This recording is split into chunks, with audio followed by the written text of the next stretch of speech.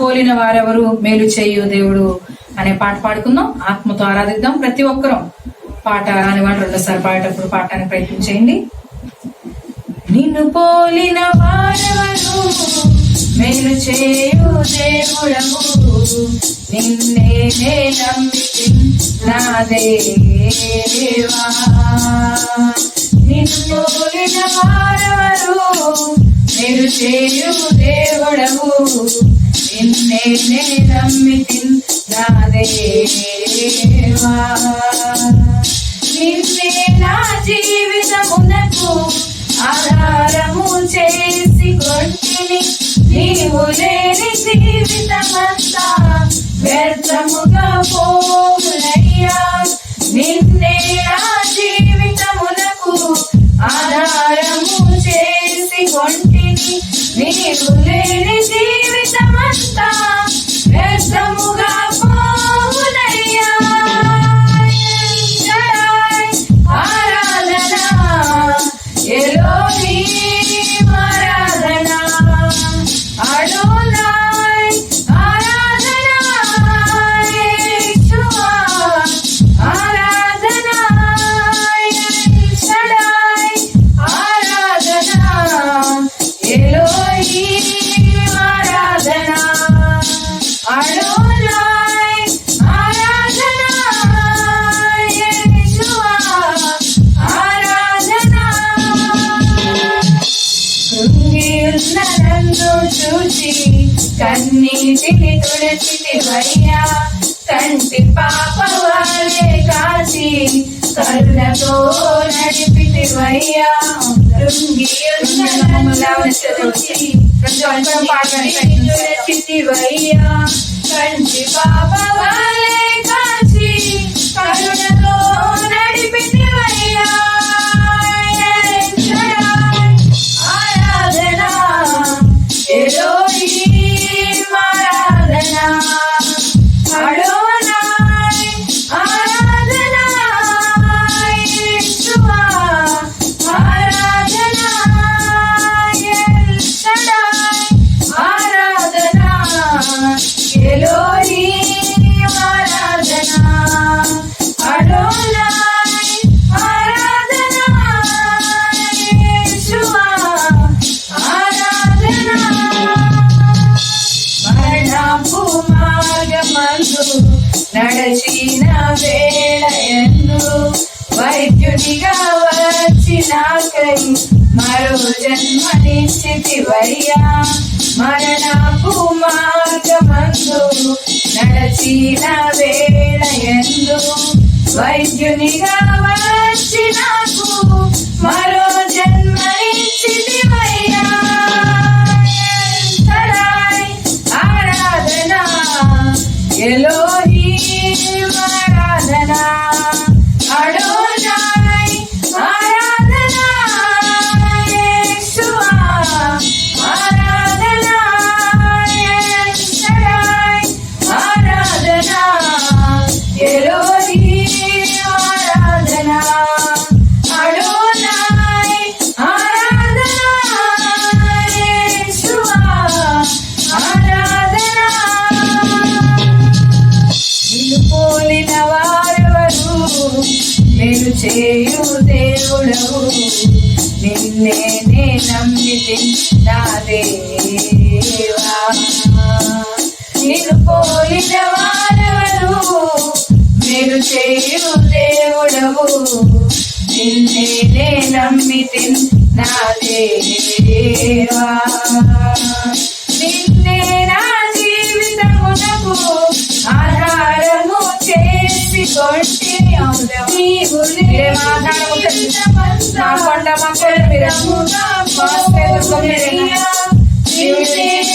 జీవితమునకు ఆధారము చేసి కొంటిని, నీవు లేని జీవితమంతా వ్యర్థముగా పోవునయ్యా.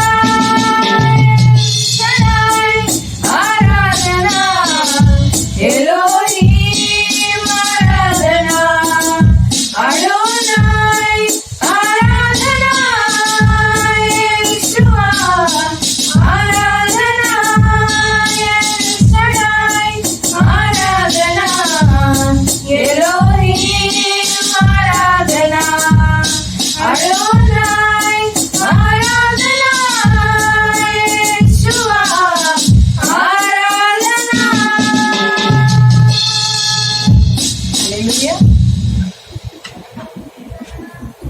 ఎల్లలు లేనిది, సరిహద్దులు లేనిది, అవధులు లేనిది యేసుని ప్రేమ. ఎల్లలు లేదు ఆయన ప్రేమకి, సరిహద్దే లేదు ఆయన ప్రేమకి. ఆకాశము కన్నా ఎత్తైనది ఆయన ప్రేమ, అగాధ జలాల కన్నా లోతైనది ఆయన ప్రేమ, ఆశ్చర్యకరమైన ఆయన ప్రేమ, మన ఊహకు మించిన ప్రేమ ఆయన ప్రేమ. కాబట్టి ఆయన ప్రేమను జ్ఞాపకం చేసుకుంటూ పాడదాం. నిన్ను ప్రేమించిన యేసయ్య ప్రేమను ఒక్కసారి జ్ఞాపకం చేసుకో. నీ కొరకు నీ కన్నులు ఎదుటే కళ్ళు మూసుకుని ఒక్కసారి శిలువ దర్శనాన్ని చుట్టానికి ప్రయత్నించే. నీ కొరకు కల్వరిలో బలియాగమైన యేసయ్య ప్రేమను జ్ఞాపకం చేసుకుంటూ అందరం ఆరాధిద్దాం, అందరం పాడదాం. మాతో పాటు ఏకీభవించి అందరూ కలిసి పాడండి. ఎవరిళ్లలో వాళ్ళే ఉన్నారు, అందరూ కుటుంబాలుగా మీ బిడ్డలతో, మీ కుటుంబాలకు ప్రతి ఒక్కరు కలిసి ఐక్యతతో ఆరాధిద్దాం. ఎల్లలు లేనిది, సరిహద్దులు లేనిది, అవధులు లేనిది యేసుని ప్రేమ. నిశ్చలమైనది ప్రతి ఒక్కరు అందరూ పాడండి. మాటే తప్పనిది యేసుని ప్రేమ. ఎల్లలు లేనిది, సరిహద్దులు లేనిది, అవధులు లేనిది యేసుని ప్రేమ. నిశ్చలమైనది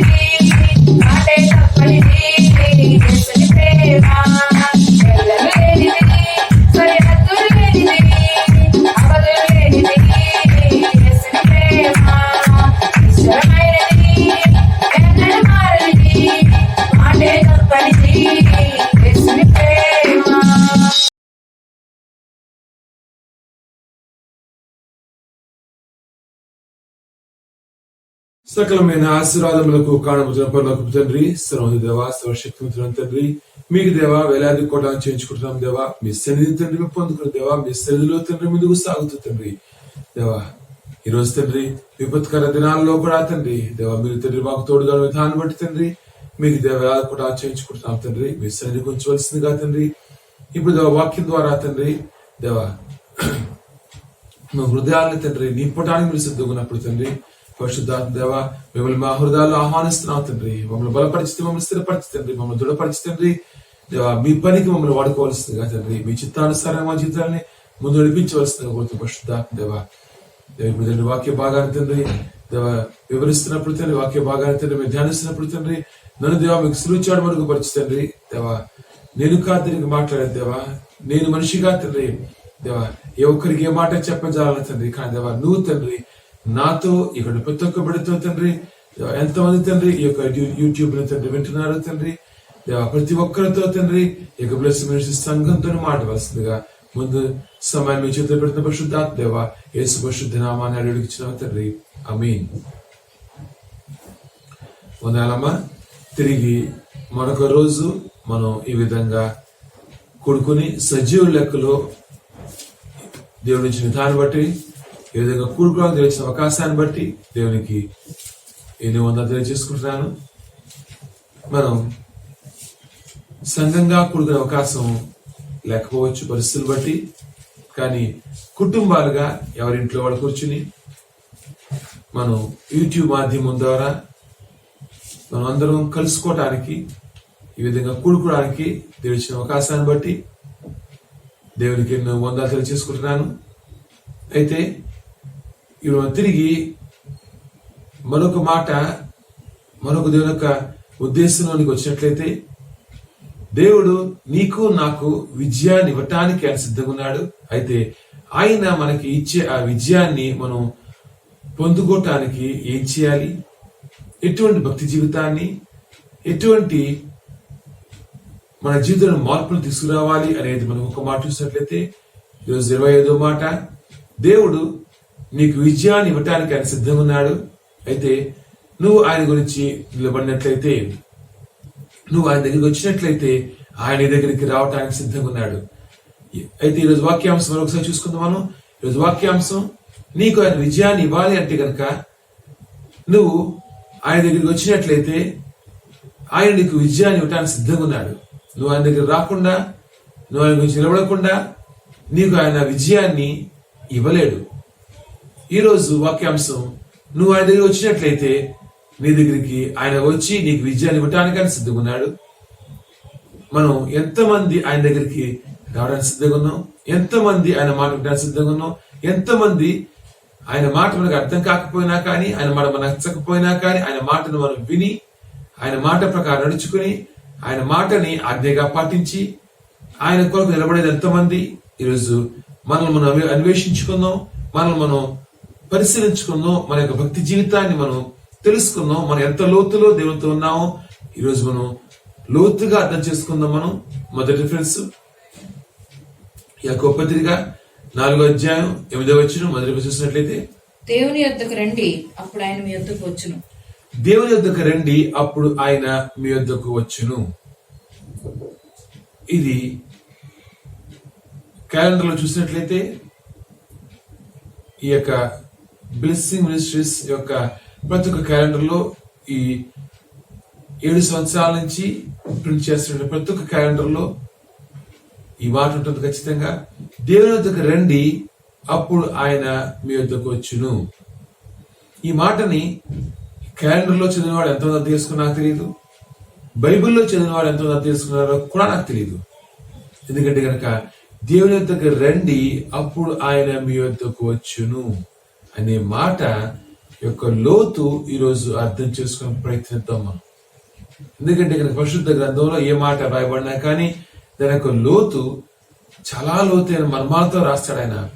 నీ యొక్క ఆత్మీయ స్థితిని బట్టి ఆయన ఒక్కొక్క రోజు ఒక్కొక్క విధంగా, ఒక్కొక్కసారి ఒక్కొక్క విధంగా నీతో మాట్లాడతాడు ఆయన.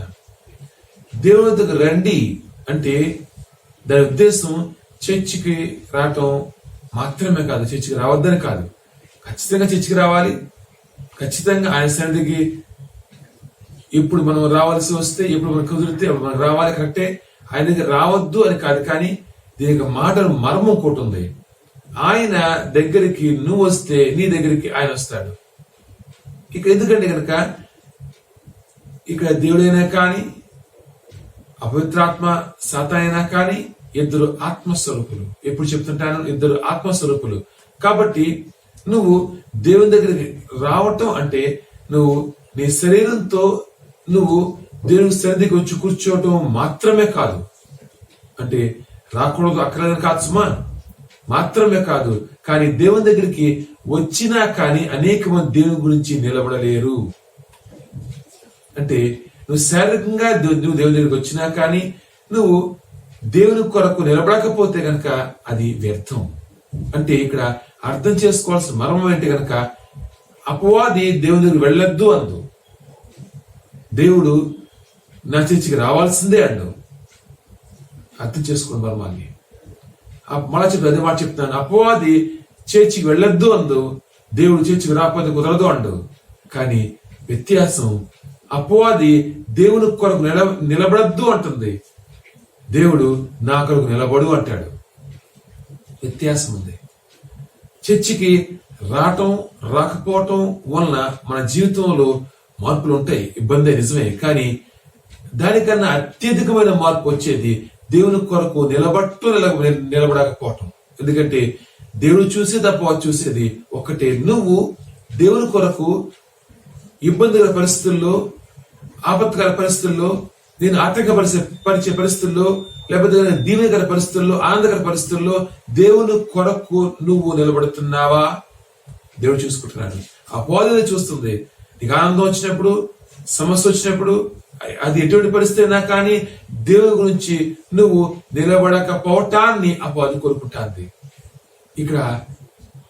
ఇక్కడంతా మ్యాటర్ నువ్వు చర్చి వస్తున్నావా లేదా అని మాత్రమే కాదు, కానీ దేవుని కొరకు నువ్వు నిలబడుతున్నావా లేదా అనేది అత్యంత ముఖ్యమైనది. ఎందుకంటే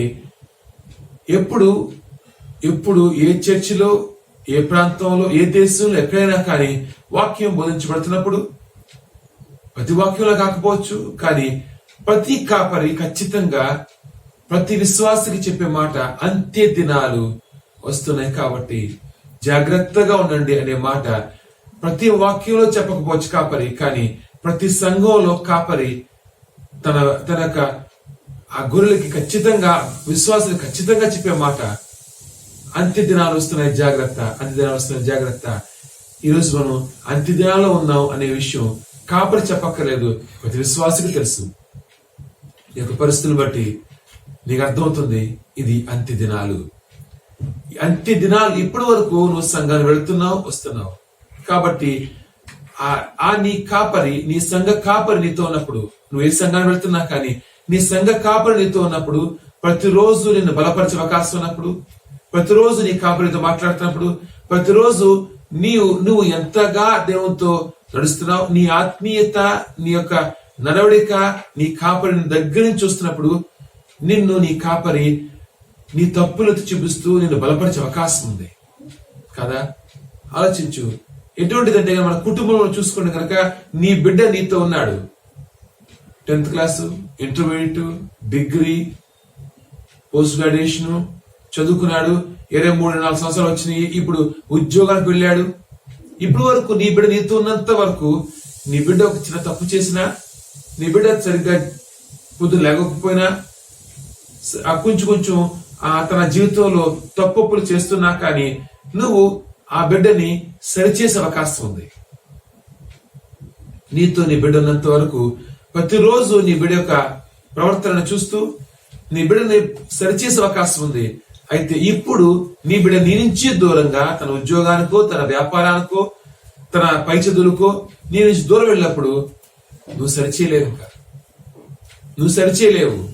అంటే కాపరికి అదే విధంగా ఇప్పుడు విశ్వాసులు దూరంగా, విశ్వాసం అయితే కనుక నువ్వు కాపరికి దూరంగా, నీ ఆత్మీయ స్థితిని కాపరి అర్థం చేసుకోలేని స్థితిలో ఉన్నాడు. కాబట్టి ఇప్పుడు నువ్వు దేవుని నుంచి నిలబడవలసినటువంటి సమయం ఇప్పుడు వచ్చింది. బిడ్డలు తల్లిదండ్రుల దగ్గర ఉన్నంత వరకు తల్లిదండ్రులు ఆ బిడ్డలు ఎంతవరకు సరిగ్గా ఉన్నారు లేదనేది సరి చేసుకుంటూ ఉంటారు. కాబట్టి అంతగా ఇబ్బంది లేదు. బాధ్యత అనేది తల్లిదండ్రుల చేతిలో ఉంది. తల్లిదండ్రులు బిడ్డల యొక్క బాధ్యత తీసుకుంటారు. కానీ ఎప్పుడైతే బిడ్డల తల్లిదండ్రుల నుంచి దూరంగా మరొక ప్రాంతంలో నివసిస్తున్నప్పుడు బాధ్యత వాళ్లే తీసుకోవాలి కదా. ఇది ఎటువంటి సమస్య, ఎటువంటి ఇబ్బంది అంటే గనక బిడ్డలు బాధ్యతతో, విశ్వాసులు బాధ్యతతో తమ యొక్క ఆత్మీయ జీవితాన్ని తమ నడిపించుకుంటూ, తమ ఆత్మీయ జీవితంలో వచ్చే ఒడిదుడుకుల్ని తమ ఎదుర్కొంటూ, ఆత్మీయంగా నువ్వు పడిపోతున్నప్పుడు నీకు చెప్పేది ఎవరు లేరు, నీ ఆత్మీయ స్థితిని గమనించేది ఎవరు లేరు. ఈ స్థితిలో, ఈ సమయంలో నువ్వు దేవుని నుంచి ఎంత నిలబడుతున్నావు? స్కూల్కి వెళితే గనక అర్థం చేసుకోండి. పిల్లలు స్కూల్కి వెళ్తున్నంత కాలం టీచరు చెప్తూ ఉంటుంది. టీచర్ మాట ప్రకారం ఆ చదువుకోవటమే. కానీ ఎగ్జామ్ లో టీచర్ చెప్పదు. ఎగ్జామ్ లో టీచర్ చెప్పేది ఉండదు, నువ్వు రాయవలసిందే. ఇది ఎగ్జామ్ లాంటిది. నీతో నీ కాపర్ లేడు. నేను నడిపించే, హెచ్చరించే, నేను సరిచేసే నీ కాపర్ నీతో లేడు. ఇప్పుడు దేవుని నుంచి నేత నిలబడుతున్నావు. అంత్య దినాలంటే ఇలాగే ఉంటాయి. అంత్య దినాలంటే గనక నేను నడిపించే కాపరి ఒక్కొక్కసారి ఇంకా అంత్య దినాలు ఇంకా ముందు కూడా అయితే గనక నిన్ను నడిపించే నీ వాక్యం కూడా నీ దాకా రాకపోవచ్చు. అయినా కానీ నీ కాపరితో లేనప్పుడు, వాక్యం నీ దాకా రానప్పుడు కూడా నీ యొక్క ఆత్మీయతని, నీ యొక్క సాక్ష్యాన్ని, నువ్వు దేవునితో నువ్వు నడిచి నడతని నువ్వు స్థిరంగా, నిలకడగా నిలబెట్టుకోగలవా? ప్రశ్నించుకో. నువ్వు ఎంత లోతులో ఉన్నావు? నీ వైపు దేవుడు చూసినప్పుడు నా బిడ్డ ఎక్కడున్నా పర్వాలేదు అనే విధంగా ఉన్నావా?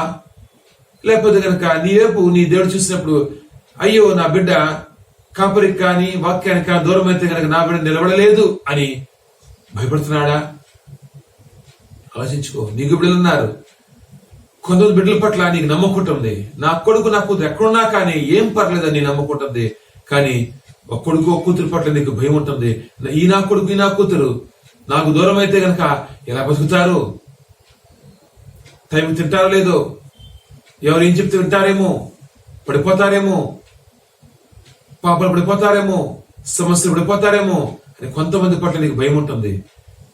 నీ పట్ల నీ దేవునికి ఎటువంటి ఫీలింగ్స్ ఉన్నాయి? ఆలోచించు. ఈరోజు అంత్య దినాల్లో ఉన్నాం మనం. నీ ఆత్మీయతని ఆయన పరీక్షించే కాలంలో మాత్రమును సుమా. అంత్య దినాల యొక్క మొదటి ఫేజ్ ఇది. ఖచ్చితంగా చెప్తాను, ఇది అంత్య దినాల యొక్క మొదటి ఫేజ్ ఇది. ఆ ఫేజెస్ కూడా ఇప్పుడు చెప్తాను, నేను అర్థం చేసుకుందాం. మనం మొదటి అంచెలు, మొదటి అడుగులో ఉన్న మన అంత్య దినాల్లో ఇది కేవలం పరీక్షా కాలం. మనం అంతగా నువ్వు కాపరికి దూరంగా లేవు, అంతగా నువ్వు వాక్యానికి దూరంగా లేవు. కాపరిని కలిసే అవకాశం నీకుంది. నీ ఇష్టం అవకాశాన్ని నువ్వు ఉపయోగించుకుంటున్నావా, తృణీకరించుకున్నావా, నీ చేతిలో ఉంది. కానీ కాపరిని కలిసే అవకాశం ఉంది, వాక్యం వినే అవకాశం ఉంది. అవకాశాన్ని జాగ్రత్తుకోవద్దు. ఇది కేవలం పరీక్షా కాలం మాత్రమే. అయితే అంత్య దినాలు ఎలా ఉండబోతున్నాయి అనే మాటని మనం కొద్దిగా చూసుకుందాం. అంత్య దినాల గురించి కొంచెం మాత్రమే మాట్లాడుకుందాం. ఎందుకంటే అంత్య దినాల గురించి ఎక్కువ మనం వివరించుకుంటే కనుక మనకి ఇబ్బంది గుండా, భయం గుండా వెళ్ళొచ్చేమో. కానీ అంత్య దినాల గురించి కొంచెం వివరించుకుని దాని ద్వారా ఇప్పుడు చేయవలసినటువంటి పనిని ఇప్పుడు మనం ఏ విధంగా జాగ్రత్త పడాలో చూసుకుందాం. మనం రిఫరెన్స్ చూసుకున్నట్లయితే కనుక ప్రకటన గ్రంథం 13వ అధ్యాయం 11 నుంచి 18. ప్రకటన గ్రంథం 13వ అధ్యాయం 11 నుండి 18 వచనాలు. అది ఆకాశం నుండి భూమికి మనుషులు ఎదుట అగ్ని దిగి వచ్చినట్టుగా గొప్ప సూచనలు చేయుచున్నది. కత్తి దెబ్బ తినియు బ్రతికిన ఈ క్రూర మృగమునకు ప్రతిమను చేయవలనని అది భూనివాసులతో చెప్పుచు ఆ మృగము ఎదుట చేయుటకు తనకి ఇయ్యబడిన సూచనల వలన భూనివాసులను మోసపుచ్చుచున్నది.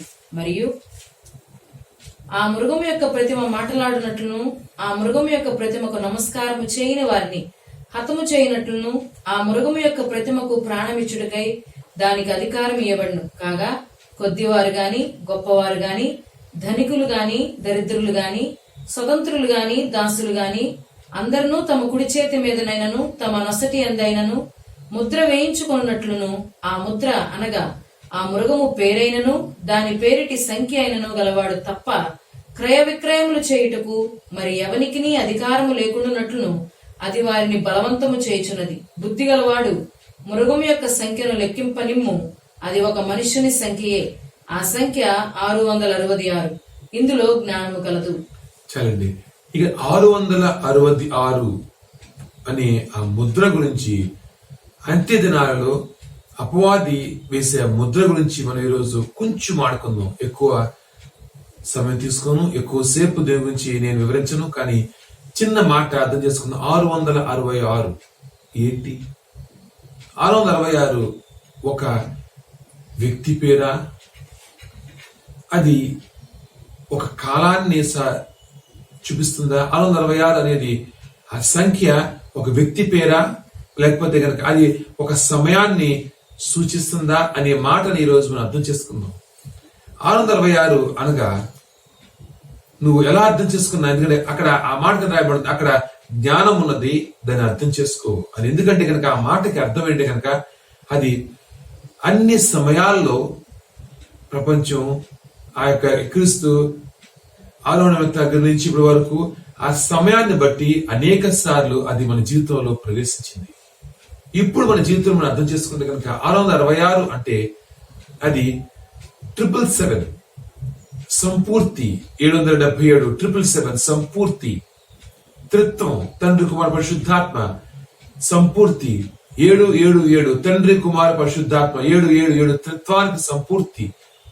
అయితే 666 666 అంటే ఇక్కడ అపవాది అయినటువంటి లూసిఫర్ దేవునికి ఒక మెట్టు మాత్రమే క్రింద ఉందంట. అంటే ఒక నెంబర్ క్రింద 666 అంటే అపవాది యొక్క సంపూర్తి. అపవాది యొక్క సంపూర్తి ట్రినిటీ, త్రిత్వం, అపవాది యొక్క సంపూర్తి.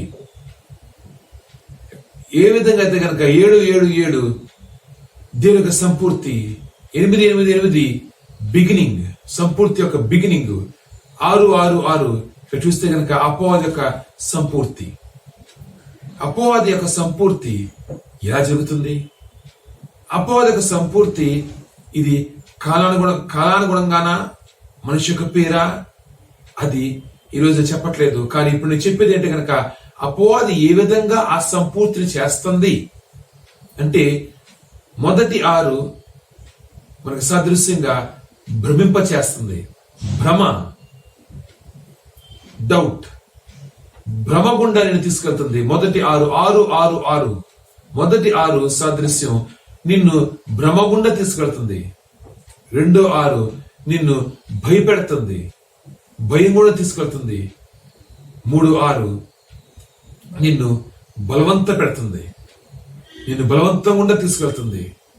భ్రమింప చేసి, భయపెట్టి, బలవంత పెట్టి నిన్ను దేవునికి దూరం చేస్తుంది. అర్థం చేసుకో. 666 నువ్వు ఎప్పుడైతే 777 చేరే సమయం వస్తుందో, నువ్వు 666 దాటి 777 వెళ్ళాల్సిందే. 6 దాటకుండా 7 దగ్గర వెళ్ళగలవా? జంప్ చేయలేవు, జంపింగ్ అవకాశం లేదు. 666 దాటి 777 వెళ్తావు. ఎప్పుడైతే ఈ 666 అనేది అపవాదికి ఇవ్వబడిన సమయం, ప్రకటన గ్రంథాన్ని వివరించేంత గొప్ప జ్ఞానం నాకు లేకపోవచ్చు, అంత గొప్ప జ్ఞానం నేను కాదు, కానీ నాలో జ్ఞానం లేదు. కానీ పరిశుద్ధాత్మ దేవుడు మాట్లాడుతున్న మాటని అర్థం చేసుకోండి. పరిశుద్ధాత్మ దేవుడికి లేని జ్ఞానం లేదు. పరిశుద్ధాత్మ దేవుడు ఈరోజు మొదలుగా నాకు, తర్వాత నా ద్వారా మీకు ఆయన విప్పుతున్న మర్మాన్ని అర్థం చేసుకోండి. 666 దాటకుండా 777 చేరలేదు. ఈ భ్రమ గుండా, భయం గుండా, బలవంతం గుండా నువ్వు సాగి ఈ భ్రమని, భయాన్ని, బలవంతాన్ని దాటినప్పుడు మాత్రమే దేవుని యొక్క 777 మొదలవుతుంది. అంటే అపవాదికి ఇవ్వబడిన సమయం ఇది. ఈ అపవాదికి ఇవ్వబడిన ఈ సమయంలో నువ్వు ఈ భ్రమ నుంచి, భయం నుంచి, బలవంతం నుంచి నువ్వు గట్టెక్కగలిగితే, నువ్వు నిలబడగలిగితే అప్పుడు దేవుని దగ్గర రాబోతున్నాడు. ఇందాక చెప్పిన వాక్యం, నువ్వు దేవుని కొరకు నిలబడితే దేవుడు నీ కొరకు రాబోతున్నాడు. అప్పుడు దేవుడు నీ కొరకు నిలబడి నిన్ను విజయం గుండా తీసుకెళ్ళిపోతున్నాడు, విజయం నీకు ఇవ్వబోతున్నాడు. 777 లో నీకు విజయం, 666 లో నీ కష్టం. ఈ కష్టకాలంలో నిలబడు. నీకు 777 అనగా దేవుని యొక్క సంపూర్ణ తండ్రి కూడా పరిశుద్ధాత్మ దేవుడు నీ దగ్గరకు వచ్చి నిన్ను విజయం గుండా తీసుకెళ్ళబోతున్నారు. వాక్యం మర్మాల్లో వెళుతున్నప్పుడు వాక్యాన్ని ఆపేయద్దు, చివరి వరకు విని ఈ మర్మాన్ని అర్థం చేసుకుందాం.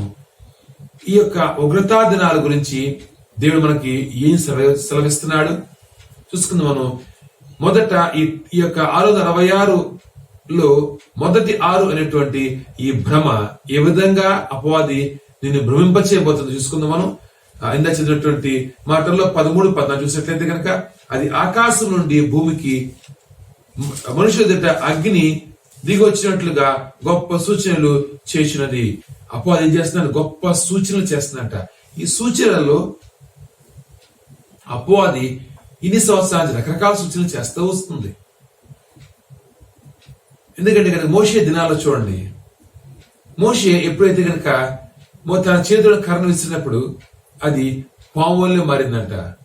మరి ఐగుప్తు రాజు అయినటువంటి ఫరో యొక్క శకునగాండ్రు వాళ్ళ చేతులు కర్రలు విసిరినప్పుడు కూడా పావులని. అంటే ఈ విధంగా మోషే చేసినటువంటి 3-4 కార్యాలు శకునగాండ్రు కూడా చేస్తారు. అంటే అపవాది ఎప్పటి నుంచో బ్లాక్ మ్యాజిక్ అంటారు. అంటే రకరకాల తంత్రాలతో కుతంత్రాలతో అపవాది కూడా గొప్ప గొప్ప పనులు చేయగలదు. అందుకని రేపు జరగబోయేది నువ్వు ప్రవచనం ద్వారా మాత్రమే కాదు. ప్రవచనాలు నమ్మొద్దన్ను, కరెక్టే ప్రవచనాలు దేవుడు మాట్లాడతాడు. కానీ నువ్వు అపవాదిని ఆ యొక్క సాతాను ఆవహింప చేసినప్పుడు కూడా అపవాది ఇంకా కరెక్ట్ గా యాక్యురేట్ గా నీకు రేపు జరగబోయేది చెప్పగలదు అపవాది. అంటే దీన్ని బట్టి నేను చెప్తుంది ఏంటంటే కనుక అపవాది సూచిక క్రియలు చేస్తూ వస్తుంది. జగత్పునాది వేయబడిన దగ్గర నుంచి సూచనల ద్వారా మనిషిని భ్రమింప చేస్తూ వస్తుంది. కానీ ఇప్పుడు అపవాది చేసే ఈ భ్రమకి కొంచెం మార్పు ఉంది. కొంచెం పాలిష్డ్ గా ఇంకా నెక్స్ట్ లెవెల్లో భ్రమింప చేస్తుందంటే ఎలాగా? ఆకాశం నుంచి అగ్నిని కురిపించి, నువ్వు బైబిల్లో చూస్తే గనక కర్మేలు పర్వతం మీదకి ఏలియా అగ్నిని కురిపించి, అంటే అగ్ని పరిశుద్ధాత్మకు సాదృశ్యం.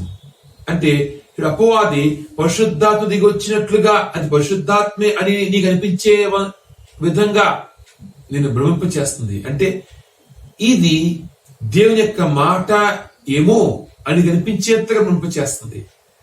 ఆలోచించు దైవజనుడా,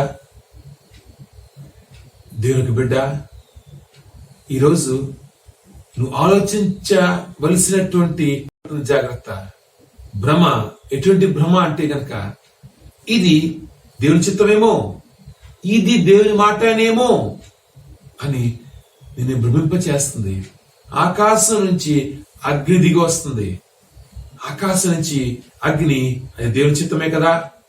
అగ్ని అనగా దేవుని చిత్తం, అగ్ని అనగా దేవుని యొక్క మాట అని మనం అర్థం చేసుకుంటే కనుక ఆకాశం నుంచి అగ్ని దింపుతుందట.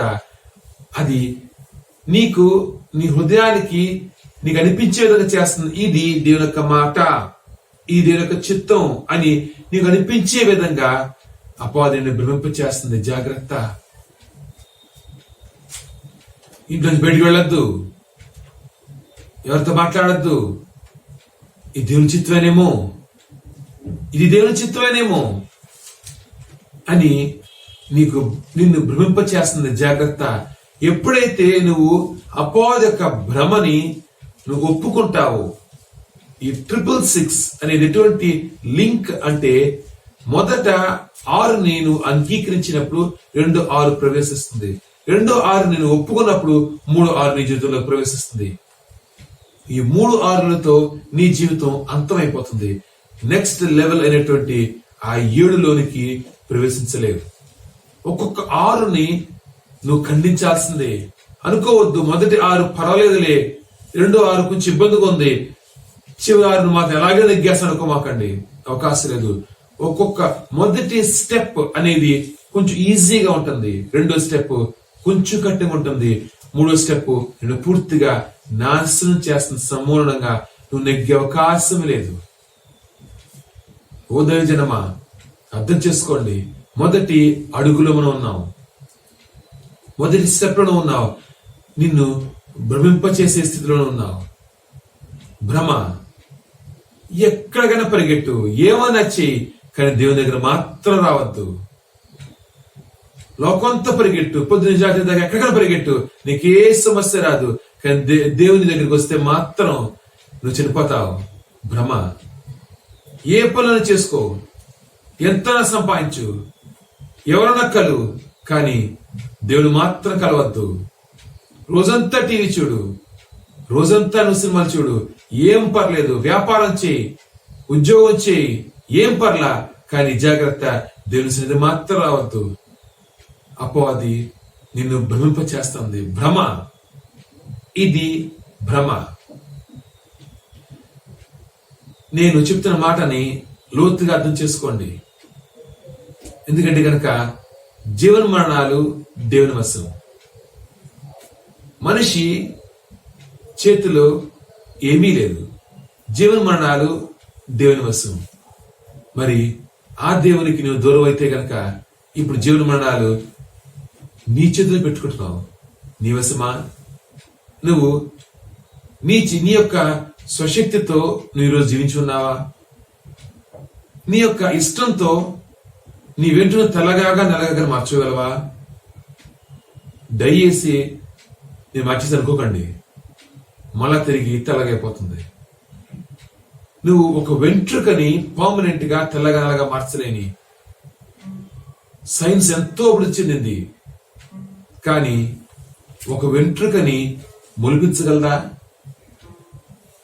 ఒక వెంట్రుకని పర్మనెంట్ గా నల్లగా చేయగలదా? చేయలేదు. ఎంతో డెవలప్ అయిన మనిషి, కానీ మనిషి తన జీవితాన్ని తన ఎంతకాలం జీవించబోతున్నాడు, ఏం చేయబోతున్నాడు, రేపు ఏం జరుగుతుందో ఏమీ తెలియనటువంటి ఈ యొక్క స్థితిలోనూ ఉన్నావు. కానీ దేవుణ్ణి నువ్వు దూరం చేసుకుంటున్నావా? జాగ్రత్త. భ్రమలోనూ ఉన్నావు.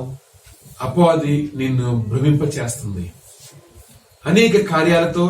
ఇది దేవుని మాటనేమో, ఇది దేవుని మాటేనేమో అనేంతగా భ్రమింప చేస్తుంది. అపవాది భ్రమకు లోపడద్దు. ఇది సిన్సియర్ గా నా యొక్క సలహా. నువ్వు ఎక్కడున్నావు? కాకినాడలో ఉన్నావా? విజయవాడలో ఉన్నావా? హైదరాబాద్ లో ఉన్నావా? ఏ దేశంలో ఉన్నావు? ఎక్కడున్నావు నాకు తెలియదు. కానీ చెప్పే ఖచ్చితమైన మాట, ఇది అంత్య దినాల యొక్క మొదటి ఫేజ్, మొదటి అడుగు. అపవాది మొదటి అడుగు పెట్టింది. నిన్ను భ్రమలోకి నెడుతుంది, నిన్ను భ్రమింప చేస్తుంది. ఎప్పుడైతే ఇది దేవుని మాటేనేమో అని నువ్వు భ్రమ గుండా వెళతావు, గుర్తుపెట్టుకో. మొదటే చెప్పాను నేను, దేవుడు నువ్వు చర్చికి వస్తున్నావా లేదా చూడట్లేదు. అపవాది నువ్వు చర్చికి వెళ్తున్నావా లేదా చూడట్లేదు. దేవుడు చూస్తున్నాడు, నువ్వు నాకు నిలబడుతున్నావా లేదా. అపవాది చూస్తుంది, నువ్వు దేవుని నిలబడుతున్నావా లేదా. ఇద్దరు చూసేది ఒకటే, నిలబడటం. ఇక్కడ ఈ యొక్క సమస్య కాలంలో నువ్వు ఎంత నిలబడుతున్నావు? దేవుని కొరకు నిలబడలేని అశక్తులుగా నువ్వు ఉన్నావా? దేవుని కొరకు మాట్లాడలేని అశక్తులుగా నువ్వు ఉన్నావా? దేవుడే కనుక నిన్ను కాపాడకపోతే గనక ఈ రోజు నువ్వు ఈ విధంగా సజీవ లెక్కలో ఉన్నావా? ఆలోచించుకో. ఒక్కసారి నేను నువ్వు ఆలోచించుకుంటే కనుక నీకు అర్థమవుతుంది. నీకు కావాల్సింది లోకమా దేవుడా? సాతానా దేవుడా? సాతానా భ్రమింప చేస్తుంది. జాగ్రత్త. ఆకాశం నుంచి కురిపిస్తుందంట, ఆకాశం నుంచి మంట దిగి వస్తుందంట. నీకు అనిపిస్తుంది అది దేవుని మాటేనేమో అని. భ్రమ చెందద్దు. ఈ సమయంలో వాక్యం చాలా ముఖ్యం. ఎప్పుడైతే కాకినాడలో ఆ యొక్క ఆరెంజ్ జోన్ గా డిక్లేర్ చేసి అందరూ తిరిగి అవకాశం దొరికిందో, అన్ని చోట్ల తిరుగుతున్నావు నువ్వు, కానీ తెలిసింది మాత్రం కాదు. ఆ టైంలో నువ్వు వాక్యం కూడా వినట్లేదు. సదా కబుర్లలో, నువ్వు సదా తిరగటంలో, మెయిన్ రోడ్ లో రకరకాల చోట్ల పరిగెడుతున్నావు. తప్పను నేను, నీ ఇష్టం. కానీ దేవుని దగ్గరికి కాదు, దేవుని వాక్యం దగ్గరికి కాదు, అన్ని చోట్ల పరిగెడుతున్నావు, కానీ దేవుని నుంచి దూరంగా అపవాది నిన్ను తీసుకెళ్ళిపోతుంది. జాగ్రత్త. ఎందుకు? నెల, 2 నెలలు, 3 నెలలు, కొంతకాలానికి ఈ యొక్క పరిస్థితులు చక్కబడిన తర్వాత నువ్వు చర్చి ఖచ్చితంగా వస్తావు. ఎవరి చర్చికి వాళ్ళు వెళతారు ఖచ్చితంగా. నేను ఖచ్చితంగా చెప్తున్నాను, ఏ ఒక్కరూ చర్చలు మానరు. నేను ఇది బల్లగుదు చెప్తున్నాను, ఏ ఒక్కరూ చర్చలు మానరు. అందరూ ఎవరి సంఘాలు వాళ్ళు వెళతారు. కానీ అపవాదికి కూడా నువ్వు చర్చికి వెళితే కనుక అపవాదికి ఏ బాధ లేదు, దేవునికి ఏ ఆనందము లేదు. అపవాది నీలోని ఆత్మను కొడుతుంది సుమా, నిన్ను కాదు. అతి తక్కువ మందికి మాత్రమే ఈ మాట అర్థమవుతుంది. అపవాది నిన్ను చర్చి మాన్పించిన అపవాది ఉద్దేశం కాదు అనుకున్నా చాలా మంది. పాస్టర్ చర్చి వస్తాను కదా పాస్టర్, ఎందుకు కంగారు పడుతున్నా అనుకుంటున్నారు. నువ్వు చర్చికి రావాలని ఎవరు చెప్పారు? ఖచ్చితంగా వస్తావు. 100% ఏదైతే లాక్డౌన్ కు ముందు శనివారం మనం ఆరాధనలు పెట్టుకున్నాం, అన్ని చోట ఆరాధనలు పెట్టుకున్నారు, అన్ని సంఘాలు ఆరాధనలు పెట్టుకున్నారు. ఆ శనివారం ఎంతమంది చేసి అటెండ్ అయ్యారు? లేకపోతే కనుక అంత ముందు ఆదివారం, కొన్ని శనివారం చాలా మంది రాకపోవచ్చు, ఆదివారం ఆ లాక్డౌన్ ముందు ఆదివారం ఎంతమంది అయితే సంఘాలకు వచ్చారు? ఏ ఒక్కరూ తగ్గకుండా ఇంకా ఎక్కువ మందే సంఘాలకు వెళ్తారు, వస్తారు. ఎక్కడా సమస్య లేదు. కానీ ఈరోజు నువ్వు ఒక సేవకుడు అయితే అర్థం చేసుకో, నువ్వు ఒక విశ్వాసి అయితే అర్థం చేసుకో. నువ్వు నీ సేవకుడు అయితే నీ సంఘంలో ఒక్క మనిషి కూడా తగ్గడు. కుదిరితే ఇంకా పెరుగుతారు కూడా, భయంతో పెరుగుతారు కూడా. ఒక విశ్వాసం అయితే కనుక ఇన్ని రోజుల నుంచి దేవుని సన్నిధికి వెళ్ళకపోవడం వల్ల నువ్వు దేవుని వెళ్ళే అవకాశం ఉన్నప్పుడు పరిగెట్టుకుంటూ కుటుంబంగా ఆనందంగా వస్తావు. కానీ ఇక ఒక మార్పు ఉంది, ఒక భయంకర క్యాచ్ ఒకటి ఉంది. అర్థం చేసుకో. అదేంటి అంటే కనుక నువ్వు ఆత్మను కోల్పోయి వస్తావు. ఆత్మ చల్లారిపోతుంది. వస్తావు దేవుని సన్నిధికి. ఏ విధంగా అయితే కనుక ఒక శవం నడుస్తున్న ఎలా ఉంటుంది? జీవం లేని శవం. అదే విధంగా దేవుని సన్నిధికి వస్తాం, కానీ ఆత్మ లేని వారిగా, ఆత్మ చనిపోయిన తర్వాత మనం దేవుని సన్నిధికి వస్తాం, ఉపయోగం లేదు. ఎందుకంటే కనుక అపవాది నవ్వుకుంటుంది, దేవుడు బాధపడుతున్నాడు. ఎందుకంటే నువ్వు కోల్పోయేది దేవునికి ఆత్మని. ఈ 2, 3, 4 నెలల్లో నువ్వు కోల్పోయేది ఈ 4 నెలల తర్వాత అంతగా అయితే కనుక ఈ సంవత్సరం అయిపోయిన జనవరి నెలలో ఈ 2020 నువ్వు బాధతో గుర్తుపెట్టుకుంటావు, సమస్యలు, ఇబ్బందులు అని. ఈ కొత్త సంవత్సరం నువ్వు అడుగుపెట్టినప్పుడు పాత సంవత్సరాన్ని మర్చిపోతావు. దాంతో పాటు నువ్వు పొందుకున్న ఆత్మను కూడా మర్చిపోతావు. జాగ్రత్త. నీ మంటలు కూడా మర్చిపోతావు. మంట లేకుండా వస్తావు దేవుని సన్నిధికి. మంట లేని నీతో దేవుడు మాట్లాడలేడు. మంట లేని నీతో అపవాది ఎప్పటికప్పుడు నిన్ను, అపవాది తన అనుగుణంగా మార్చుకుని నిన్ను దీని వ్యతిరేకంగా మార్చేయగలదు. జాగ్రత్త. అపవాది నిన్ను భ్రమింప చేస్తుంది. భ్రమలో ఉన్నావు, భ్రమలో పడిపోవద్దు. అపవాది భ్రమింప చేస్తుంది. పర్వాలేదనిపిస్తుంది, ఇది దేవుని యొక్క మాటే అని నీకు భ్రమ ద్వారా చెప్తుంది. కాదు, దేవుని మాట కాదు. ఎక్కడున్నా కానీ దేవుని కాపాడగలడు. ఎక్కడున్నా కానీ, గడాంధకారపు లోయలలో నువ్వు సంచరించినా కానీ నేను కాపాడుతా అంటున్నాడు. గడాంధకారపు లోయలో కూడా నేను నీతో ఉంటా అంటున్నాడు. నీ గడాంధకార లోయలో సమస్య వస్తుందమ్మా, నువ్వు దాక్కోమా అంటలా. అగ్ని గుండా నువ్వు నడవలసి వచ్చినా కానీ, నువ్వు అగ్ని గుండా నడవలసి వచ్చినప్పుడు నడవకుండా దాక్కో అంటలా. నేను కాపాడుతా అంటున్నాడు. ఎక్కడికైనా కానీ ఆయన నీతో వస్తా అంటున్నాడు. ఎక్కడా కూడా నేను దాక్కోమంటలేదు. అదే మాట కాదు, అపవాది మాట. అపవాది నిన్ను భ్రమగుండా తీసుకెళ్తుంది. మొదటి స్టెప్ గా అపవాది నిన్ను భ్రమింప చేసినప్పుడు, ఆ భ్రమకి నువ్వు లోపడినప్పుడు నెక్స్ట్ 6, నెక్స్ట్ 6 అనేది నీ జీవితంలో మొదలవుతుంది. అదేంటి? అపవాది నిన్ను భయపెడుతుంది.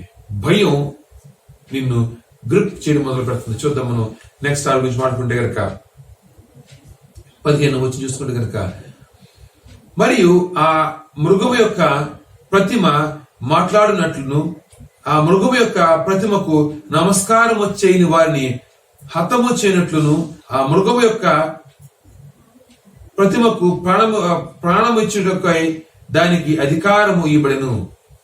భయపెడుతుంది. ఇప్పుడు నువ్వు కనుక ఈ మృగానికి నువ్వు కనుక ఇప్పుడు ఈ యొక్క ప్రతిమకు మొక్కకపోతే గనక నిన్ను చంపేస్తాను, జాగ్రత్త. మొదట భ్రమింప చేసింది ఆశ్చర్యకార్యాలతో, అద్భుత కార్యాలతో. నువ్వు నిజమేనేమో, ఇది నిజమేనేమో, ఇది దేవుని చిత్తమనేమో అనే విధంగా నిన్ను భ్రమింప చేసింది. భ్రమలోకి వెళ్ళిపోయావు. నిజమేనేమో, బయటకు వెళితే వెళ్ళొద్దని దేవుడు చెప్తున్నాడేమో, ఇది దేవుని చిత్తమేమో అని భ్రమ ఉన్న తీసుకెళ్ళింది. ఇప్పుడు చెప్తుంది, భ్రమకి నువ్వు లొంగి ఈ 3 ఆర్లు అంటే 3 అడుగులు, ఒక్కొక్క అడుగు లెక్క తీసుకుంటున్నావు. నువ్వు ఎప్పుడైతే ఒక ఆరు మాట విన్నావు, ఒక ఆరు చేసావు, 2 ఆరు ప్రవేశించిన నీ జీవితంలోకి భయం నేను భయపెడుతుంది. ఇప్పుడు కనుక నువ్వు మొక్కకపోతే కనుక నేను చంపేస్తాను, జాగ్రత్త. మొక్కటం అంటే దేవునికి మొక్కటం మానేసి భయంలో ప్రవేశించిన తర్వాత ఇప్పుడు అనుకుంటున్నావు, పర్లేదు కదా, వాక్యం వస్తుంది కదా, యూట్యూబ్ కదా, వింటున్నారు కదా అనుకుంటున్నావు. నెక్స్ట్ కొంచెంసేపు వాక్యం వినగానే అనిపిస్తుంది, ఇన్ని రోజులు వినే వాక్యమే కదా, పాస్టర్ గారు ఇంతే చెప్తుంటాడు, ఆయన పని అదే కదా. కొంచెం ఛానల్ మారుస్తావు, పక్కనే ఉంటుంది భయం. పలానా ప్రాంతంలో ఎంతమంది చనిపోయారు, పలానా ప్రాంతంలో 10,000 చనిపోయారు, అక్కడ జరిగింది, ఇక్కడ జరిగింది. భయంతో నిన్ను అపవాది కొట్టబోతుంది. ఆలోచించు. మొదట నిన్ను భ్రమింప చేస్తుంది, 2 భయపడుతుంది. ఇప్పుడు కనుక నువ్వు ఈ పని చేయకపోతే నేను చంపేస్తా అంటుంది. ఆలోచించు. ఎప్పుడైతే అపవాదికి లొంగుతావో మొదటి స్టెప్ లోనే ఉంది. ఇంతసేపు ఎక్కువసేపు చెప్పడం మొదటి పాయింట్ కారణం ఏంటి కనుక ఇప్పుడు నువ్వు మొదటి పాయింట్ లో ఉన్నావు. మొదటి లొంగావా, భ్రమకి నువ్వు లొంగావా, అపవాది నిన్ను భ్రమింప చేసినప్పుడు లోపడద్దు, లొంగిపోవద్దు. మొదట భ్రమకు లొంగావా, మొదటి 6 నీ జీవితంలో నువ్వు రానిచ్చావా, 2వ 6 ఆటోమేటిక్ వచ్చేస్తుంది. ఆటోమేటిక్ అది భయపెడుతుంది. లొంగో అపవాదికి, దేవుడికి ఒక అడుగు దూరం అయిపోయావు, అపవాదిని భయపెడుతుంది. జాగ్రత్త. ఇప్పుడు కనుక నా మాట వినకపోతే నేను చంపేస్తాను, జాగ్రత్త. నీకు వ్యాపారం ఉండదు, జాగ్రత్త. నీ జీవితం ఉండదు, జాగ్రత్త. భయపెడుతుంది అపవాది. నువ్వు భ్రమింప చేసిన అపవాది భ్రమలో నువ్వు ఉన్నప్పుడు నువ్వు భ్రమలో ప్రవేశించకుండా, అయ్యా నా తండ్రి నువ్వు నాతో ఉన్నావు, నాకేమీ జరగదు, నాకు ఏ కీడు సంభవించదు, నువ్వు ఆడితేప్పుడు అడుగు కాదు, ముదిగి వచ్చే వరకు ఎత్తుకునే నేనే వాగ్దానం చేసావు. ముదిగి వచ్చే వరకు అంటే నేను చనిపోయేంత వరకు నా చక్కని ఎత్తుకుంటాను నాకు కదయ్యా, నాకెందుకు ఈ సమస్య వస్తుంది, నాకు ఏ సమస్య రాదు అని నీ మనసుతో అనుకుంటే గనక భయం ప్రవేశించదు. నాకేమీ అవదు అని అనుకుంటే గనక నీకు భయం లేదు. ఎప్పుడైతే నాకేం అవుద్దేమో అని అనుమానం నీకు వస్తే గనక నెక్స్ట్ భయం వస్తుంది. అనుమానం భయానికి మొదటి మెట్టు. నిన్ను భ్రమ గుండా తీసుకువెళ్ళి నిన్ను అనుమానంలో నెట్టి ఇప్పుడు భయాన్ని నీకు రుచి చూపిస్తుంది. భయం, అమ్మో ఎక్కడికి వెళ్తే ఏమైపోతుంది భయం, ఎవరిని ముట్టుకుంటే ఏమొచ్చేస్తుంది భయం. ఎంతకాలం భయపడతావు? కొంతకాలానికి నువ్వు నీ భార్యను చూస్తే భయం వేస్తుంది, నువ్వు నీ భర్తను ముట్టుకుంటే భయం వేస్తుంది, నీ బిడ్డలు చూస్తే భయం వేస్తుంది, నువ్వు తినే ఆహారం చూస్తే గనక బియ్యం కూడా ఎక్కడి నుంచో వస్తాయి, కూరగాయలు కూడా ఎక్కడి నుంచో వస్తాయి, కడుక్కుంటే కూడా పోదేమో వైరస్. ఆలోచించి మాట అంటున్నా అని చెప్పి కంగపడద్దు. ఒకళ్ళు అన్నారు, పాస్టర్ గారు కూరగాయలని జాగ్రత్తగా కడుక్కోండి, డబ్బులు ముట్టుకుంటే డబ్బుల ద్వారా వైరస్ వస్తుందంట. అయితే నీకు 500 రూపాయల నోటు 2,000 రూపాయల నోట్లు ఇచ్చారు, కష్టపడాలి రోజంతా. 2,000 రూపాయల నోట్లని జాగ్రత్తగా సబ్బుతో కడిగి ఆరబెట్టు, ఎందుకంటే ఇక్కడ కడిగితే పోదంటది. 20 సెకండ్లు కడగాలంట సబ్బుతో. నీ డబ్బుల్ని, నీకు చేతిలో డబ్బులు 20 సెకండ్లు బాగా కడిగి ఉతికి ఆరాయి, అప్పుడు తీసుకో.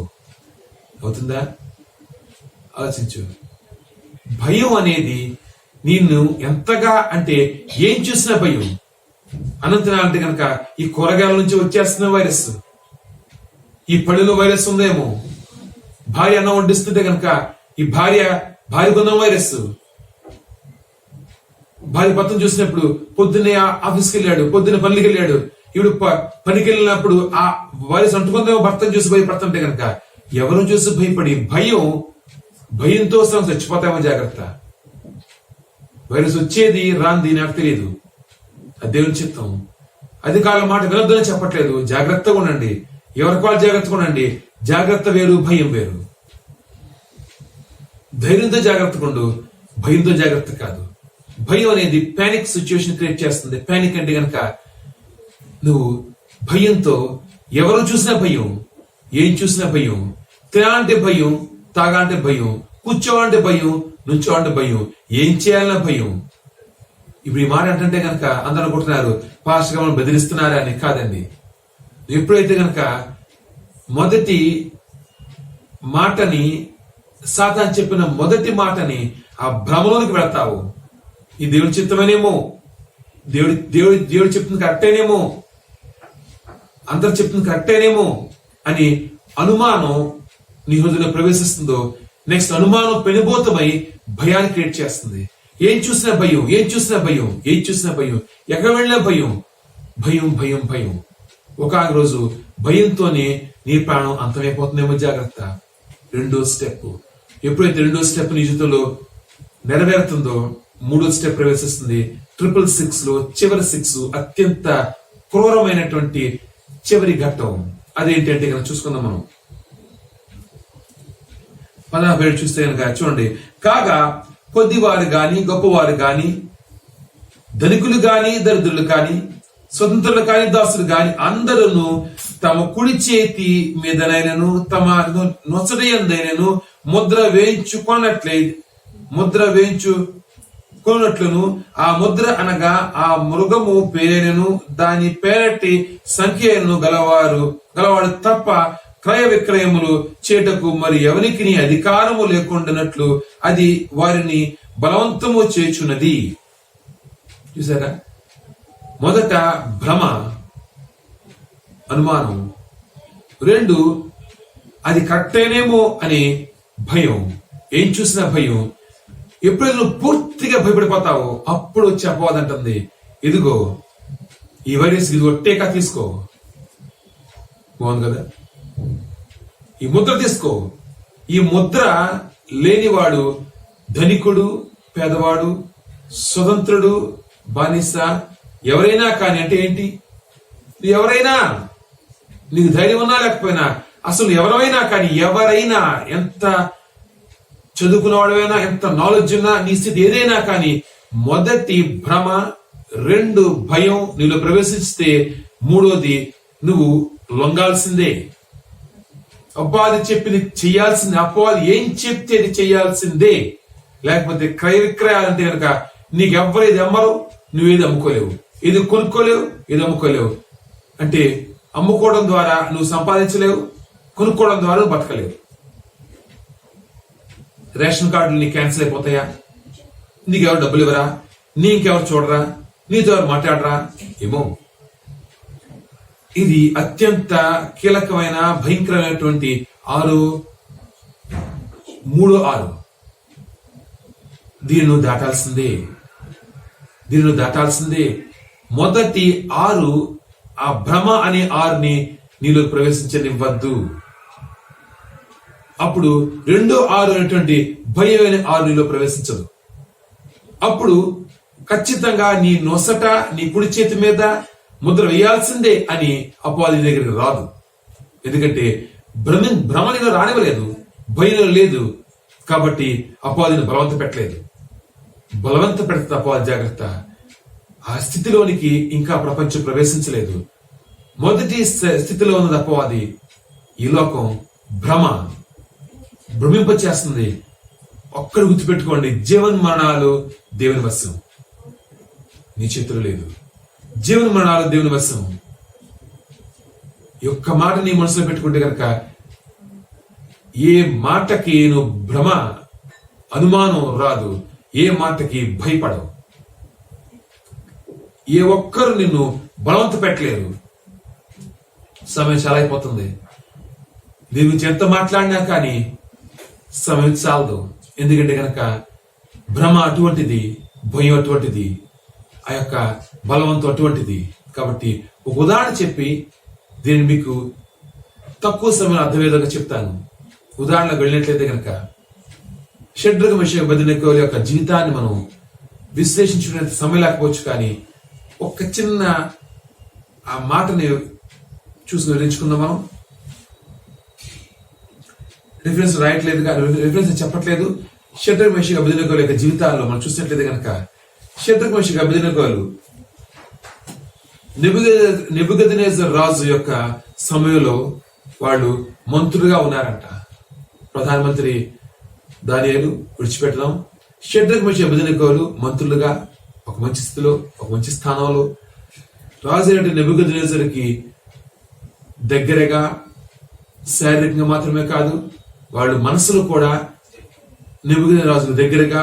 రాజు అయిన నెబుకద్నెజరు షడ్రగ మెషక అబేద్నెగోల్ని ఎంతో ప్రేమిస్తాడంట. అంటే ఆ యొక్క షడ్రగ మెషక అబేద్నెగోలు. అయితే నెబుకద్నెజర్ రాజు ఆయనకి ఒక కొత్త ఐడియా వచ్చిందంట. ఏంటది? ఒక బంగారు ప్రతిమని నేను నుంచి పెడతాను, 60 అడుగుల బంగారు ప్రతిమని, గొప్ప ఎత్తైనటువంటి ఒక బంగారు ప్రతిమ నుంచి పెడతాను.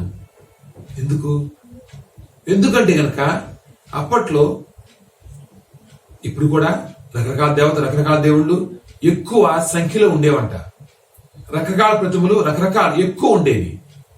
అయితే నెబుకద్నెజర్ రాజు ఒక ప్రతిమ నుంచి పెట్టడానికి గల కారణం ఏంటంటే కనుక, కారణాల్లోకి వెళితే కనుక యూనిటీ ఆయన క్రియేట్ చేయాలనుకుంటున్నాడు.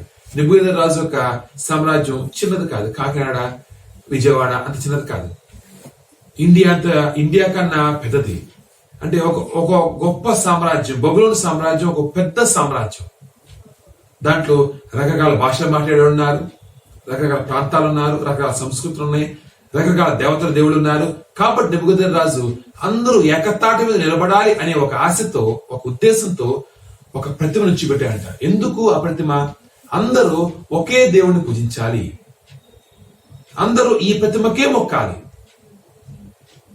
ఒకే దేవుని పూజిస్తూ ఒకే సంస్కృతిని పాటిస్తూ ఈ యొక్క బబులోను సామ్రాజ్యంలో నెబుకద్నెజర్ రాజు వాళ్ళక ఆ వంశం ఆచరించి ఆ పద్ధతిని ఆచరిస్తూ ఒకే సంస్కృతి, ఒకే దేవుడు, భాష ఒకటి కాకపోయినా కానీ ఒకే సంస్కృతి, ఒకే దేవుడు అనే ఉద్దేశంతో. అంటే నెబుకద్నెజర్ రాజు ప్రతిమ నుంచి పెట్టాడంటే కనుక అందరూ అనుకుంటారు నెబుకద్నెజర్ రాజుకి టైం లేక ఏ పని లేక సదా నుంచి పెట్టాడు, లేదా యూదులు ఇబ్బంది పెట్ట నుంచి పెట్టాడు. కాదండి, యూదులు ఇబ్బంది పెట్టడానికో ఒకళ్ళు బాధ పెట్టడానికో కాదండి. అనేక సంస్కృతులు, అనేక దేవుళ్ళు, అనేకటువంటి ఆ నెబుకద్నెజర్ రాజు యొక్క సామ్రాజ్యంలో, బబులోను సామ్రాజ్యంలో మొత్తాన్ని ఏకతాటి మీద నుంచోబెట్టడానికి, ఒకే సంస్కృతి, ఒకే దేవుడు ఉండాలని ఆశతో నెబుకద్నెజర్ రాజు ఇప్పుడు ఒక ప్రతిమ నుంచి పెట్టాడు. అందరికీ చెప్పాడు, అందరి ప్రతిమ మొక్కండి. ఎందుకు?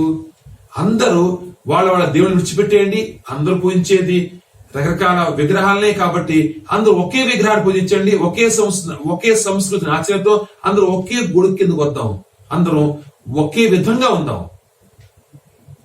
అది అప్పటి నెబుకద్నెజర్ రాజుకి తప్పేం కాదు, కరెక్టే. ఆయన ఉద్దేశం ప్రకారం కరెక్టే. ఎందుకంటే కనుక ఐక్యత రావటం గురించి, యూనిటీ గురించి చేసే కరెక్టే. కానీ ఇక్కడ నెబుకద్నెజర్ రాజు యొక్క ఆ మాటని, ఆ ఉద్దేశాన్ని ఇంప్లిమెంట్ అంటే దాన్ని ఆ ఆచరణలో పెట్టవలసినటువంటి, ఆచరణలో పెట్టించవలసినటువంటి మంత్రులు, ఈ యొక్క షడ్రగ మెషక అబేద్నెగోలు నెబుకద్నెజర్ రాజు యొక్క సామ్రాజ్యంలో మంత్రులు అంట. నెబుకద్నెజర్ రాజు యొక్క ఉద్దేశాన్ని ఇంప్లిమెంట్ చేయవలసినటువంటి ఈ మంత్రులు వాళ్ళే వ్యతిరేకిస్తున్నారంట. ఎందుకు? అయ్యా, నీ ఉద్దేశం కరెక్టే, యూనిటీ కావాలనుకుంటున్నా కరెక్టే, కానీ ఇలా కాదు. మేము నీ మాటని వ్యతిరేకిస్తున్నాం. చూడండి, ఇక్కడ నెబుకద్నెజరు రాజు ఉద్దేశంలో తప్పు లేదని చెప్పాను చూసారా, అదే భ్రమ. నెబుకద్నెజరు రాజు తన ఉద్దేశంలో తప్పే ఉంది. ఆ మాటని అనేక దేవుళ్ళు, అనేక విగ్రహాలు ఉన్నటువంటి అనేక రకాల సంస్కృతులను వెంబడించే ఆ సమాజాలను పిలిచాడు, అధిపతులను పిలిచాడు. అందరూ చెప్తున్నాడు, కొన్ని వందల సమాజాలు, కొన్ని వందల దేవతలు, కొన్ని వందల ఆ సామ్రాజ్యాలు ఉన్నాయి. అందరు పిలిచి చెప్పాడు, రకరకాల సంస్కృతుల్ని వెంబడించే వాళ్ళని పిలిచి చెప్పాడు, అయ్యా మనకి రకరకాల దేవుళ్ళు ఉన్నారు నిజమే, కానీ అందరూ ఒకే తాటి కిందకు వద్దాం అన్నప్పుడు అందరూ ఎక్కిపించారు. ఇది అపవాది వేసే మొదటి బాణం, భ్రమ. ఇది కరెక్టే కదా, ఇచ్చేసి తప్పే ఉంది, నెబుకద్నెజరు రాజు యొక్క ఉద్దేశం కరెక్టే కదా అనిపించింది అందరికి. ఎందుకంటే కనుక ఒక సామ్రాజ్యంలో ఒక రాజుగా ఉంటున్నప్పుడు అందరూ ఒకే రకం ఉంటే మంచిది కదా అనిపించింది. భ్రమ. అపవాది ఈ విధంగానే కొడుతుంది. ఇది కరెక్టే కదా, అలా చేసి తప్పే ఉంది, అందరూ అంటారు కరెక్టే అని. తప్పేంటి పాస్టర్ గారు, మీరు ఒక్కళ్ళు తప్పే ఎలా అంటారు పాస్టర్ గారు, ప్రూవ్ ఇట్, నిరూపించు పాస్టర్ అందరూ అంటున్నారు. నెబుకద్నెజరు రాజు ఈ ముగ్గురితో అంటున్నాడు, ఏంటయ్యా తప్పే ఉందయ్యా, అందరూ ఒప్పుకుంటున్నారు, అందరూ కలిసి ఒకే దేవుడు పూజించాలని అంగీకరిస్తే మీ బాధ ఏంటయ్యా, మీ బాధ ఏంటయ్యా, ఎందుకు మీరు అంగీకరించట్లేదు? నిజమే, లోకం మనల్ని భ్రమలో నెడుతుంది. ఈ విధంగా చేసి తప్పే ఉంది, ఇలా చేయొచ్చు కదా అని లోకం మళ్ళీ భ్రమ కూడా తీసుకెళ్తుంది. జాగ్రత్త, ఆ భ్రమకి నువ్వు లోబడద్దు, లొంగిపోవద్దు.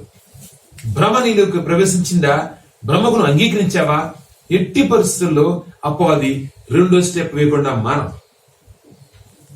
సెకండ్ స్టెప్ ఏంటి? ఎప్పుడైతే ఆ భ్రమకు లొంగలేదు, శబెదెనెగోలు రాజు గారిని అంగీకరించలేదు, కుదరదయ్యా, ఒకే దేవుడు కుదరదయ్యా, మేము మా దేవుడు అంగీకరిస్తాం, నువ్వు నీ పనులు చేసుకో, మేము యెహోవా తండ్రిని విసర్జించడం కుదరదు. నెక్స్ట్ మొదలైంది భయపెట్టడం. అయితే అగ్నిగుండాన్ని రగిలింపచేసి అంటున్నాడు, ఎవరైతే ఈ ప్రతిమ మొక్కరో ఈ అగ్నిగుండంలో పడేస్తాం. మొదలు చాలా మంచిగా చెప్పాడు, మొత్తం ప్రధానులు పిలిచాడు, అందరికి అర్థమయ్యేలా చెప్పాడు, అందరూ ఏకీపించారు.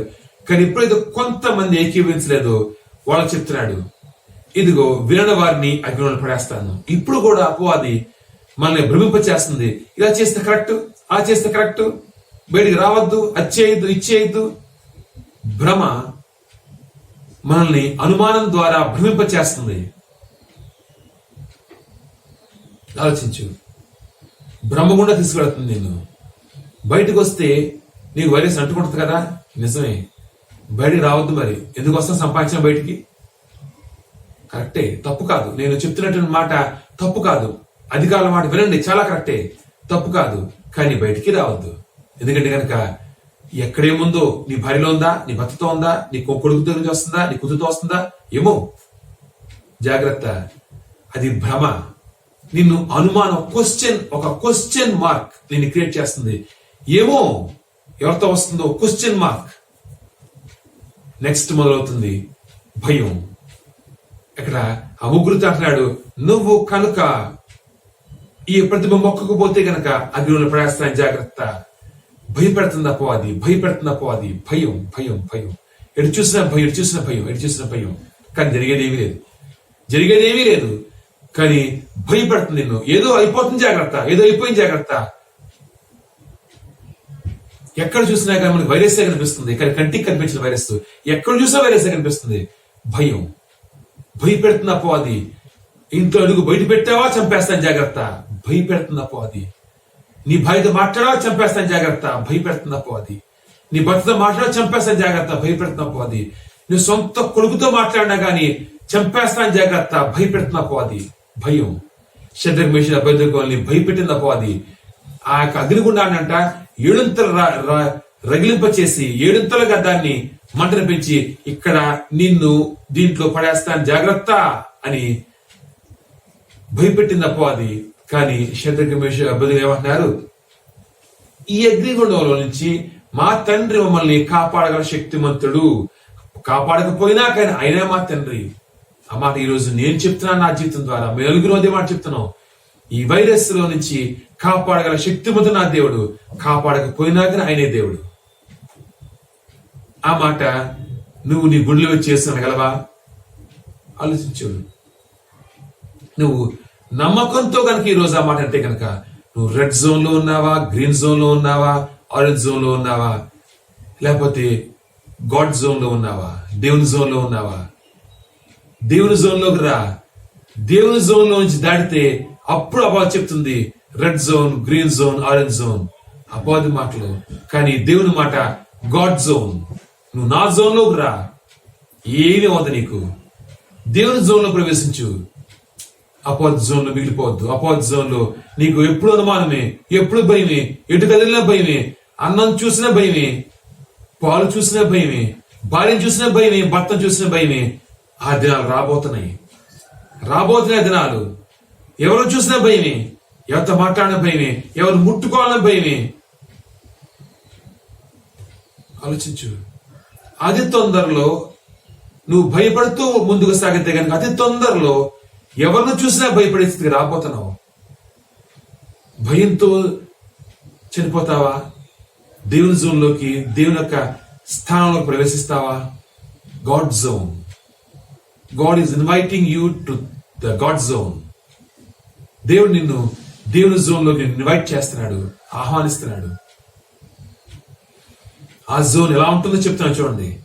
ఎప్పుడైతే భయానికి లొంగనప్పుడు అక్కడ ముద్ర, కుడి చేతి మీద ముద్ర పడాలంట, నూతుల మీద ముద్ర పడాలంట, 666 ముద్ర వేసుకోవాలంట. షడ్రక్, మేషక్, అబేద్నెగోలు ఒప్పుకోనప్పుడు వాళ్ళని అగ్నిగుండంలో విసిరివేసింది. అక్కడ వచ్చింది గాడ్ జోన్. ఎక్కడ ఉంది గాడ్ జోన్? సమస్యలలో ఉంది.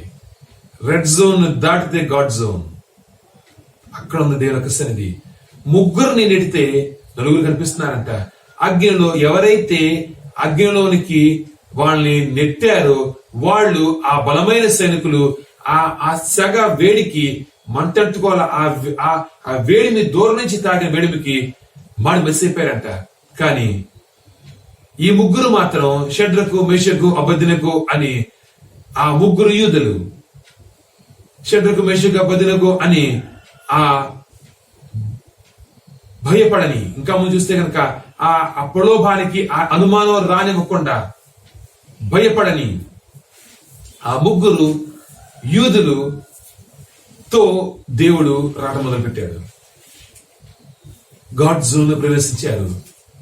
నువ్వు రెడ్ జోనా, గాడ్ జోనా? ఆలోచించుకో. దేవుడు పట్టుకుంటే నిన్ను ఆయన గాడ్ జోన్ లో తీసుకెళ్తాడు. చుట్టూ మంటే, మాడిపోయేమంట.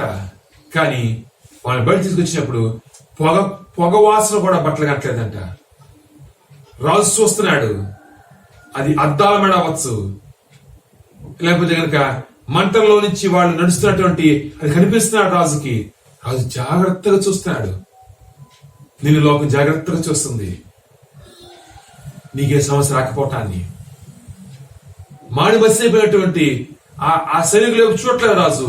కానీ ఏ సమస్య అటువంటి ఆ ముగ్గురు వైపు చూస్తున్నాడు రాజు. ముగ్గురిని కదా మనం వేసాం. పక్కన మంత్రులతో అంటున్నాడు, నలుగురు ఎలా కనిపిస్తున్నారు? అంతే, అది అంతే. గాడ్ జోన్ అనేది అలాగే ఉంటుంది. దేవుని సన్నిధి అప్పుడే వస్తుంది నీతో. ఈ 666 దాటితే 777 మొదలవుతుంది. గుర్తుపెట్టుకో. 6 కన్నా 7 పెద్దది. 6 తర్వాత 7 వస్తుంది. 6 ఉన్న సమయం 7 ఉన్న సమయం ఎక్కువ ఉంటుంది. 6 కన్నా 7 బలమైంది. ఈ మాటలకు అర్థం గుర్తుపెట్టు. ఒకే మాట చెప్తాను, నేను టైం అయిపోతుంది. ఒకే మాట చెప్తాను. 6 ముందు వస్తుంది అంటే సాతాను సమయం ముందు వస్తుంది. 6 కన్నా 7 పెద్దది అంటే కనుక సాతాను కన్నా దేవుడు పెద్దవాడు. 6 కన్నా 7 ఎక్కువ సమయం ఉంటుందంటే కనుక 6 అనే భయం, ఇబ్బంది కన్నా 7 అనే సంపూర్తి దేవుని యొక్క సన్నిధి ఎక్కువ సమయం నీతో ఉంటుంది. 666 దాటినప్పుడు 777 మొదలవుతుంది జీవితంలో.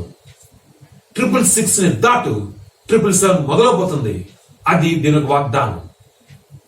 ఆ దేవునికి వాగ్దానం ఇది నెరవేరాలంటే కనుక 666 దాటడానికి ప్రయత్నించి ఈరోజు 666 ముద్ర వేయించుకోవద్దు.